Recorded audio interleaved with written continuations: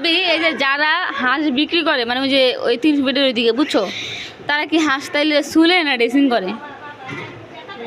মানে ওরা তো কয়েকশো হাঁস 70 80 100 পর্যন্ত হাঁসও রান্না করে, কারণ এতগুলা হাঁসের এগুলা কি ঠিক করা সম্ভব? যদি মহিলাও রাখে সময় লাগবে কিন্তু অনেক। তোমরা আমার রাইখা আমি উঠছি রেডি হয়েছে যাওয়ার লেগে, তখন তোমার মা আইছে। আবার সানবির মা বাইরের থেকে দরজা টুকা আমার সঙ্গে বাহির থেকে লাগানো দরজা খোলেন, পরে তালা মারা চাবিটা ধোয়া একদম বাছা। আজকে হাঁস রান্নাটা একটু অন্যরকম, মানে ইচ্ছাটা আরও বেশি রান্না করার বেড়ে যাওয়ার কারণে এই যে বাহিরের আবহাওয়া পুরো অন্ধকার, মানে কিছুক্ষণ আগে বৃষ্টি হয়েছিল তারপর বন্ধ।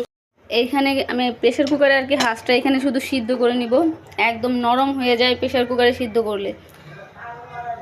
হাঁসের মাংস শক্ত থাকে, এটাতে দিলে খুব অল্প সময় সিদ্ধ হয়। তারপরে আমি এটাকে আবার অন্যটাই পার করব, তখন দেখাবো। কালারটা সুন্দর লাগে কিনা জানি না, এটা হচ্ছে আমার বাসায় বানানো গরম মশলা।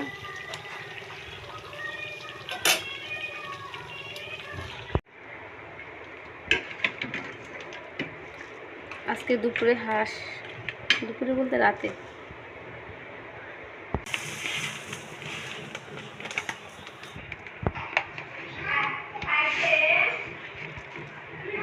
তারপর এখানে যে মসুর ডাল 4 পট চাউল, 1 পট হচ্ছে মসুর ডাল করতেছি, খাওয়া ওকে।